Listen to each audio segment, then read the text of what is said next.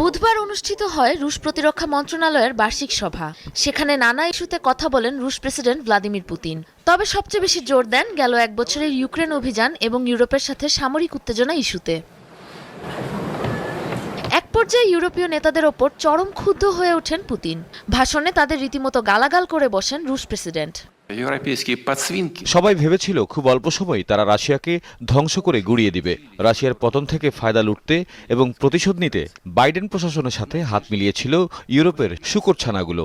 তাদের সমস্ত ধ্বংসাত্মক পরিকল্পনা করুণভাবে ব্যর্থ হয়েছে।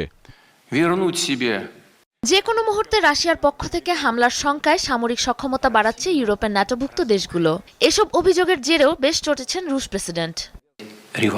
ইউরোপের সাধারণ মানুষের মনে যে কোনো সময়ে রাশিয়ার হামলার ভয় ঢুকিয়ে দিচ্ছে।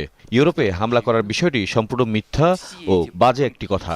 এটি অত্যন্ত সুপরিকল্পিতভাবে সাজানো একটি নাটক।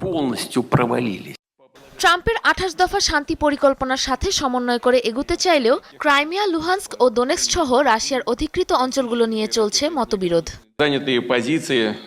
সংঘাত সমাধানে আমরা কূটনৈতিক উপায়ে আগাতে চাই, তবে প্রতিপক্ষ ও তাদের বিদেশি পৃষ্ঠপোষকরা যদি আলোচনায় বসতে রাজি না হয়, তাহলে সামরিক পন্থায় নিজেদের ভূখণ্ড মুক্ত করবে রাশিয়া। এরই মাঝে রাশিয়াকে কোণঠাসা করতে ইউক্রেনকে দীর্ঘমেয়াদী নিরাপত্তা প্রদানের বিনিময়ে কূটনৈতিক ও বাণিজ্যিক সম্পর্ক স্থাপনে ইউক্রেনকে পূর্ণ সদস্যপদ প্রদানের প্রক্রিয়া শুরু করেছে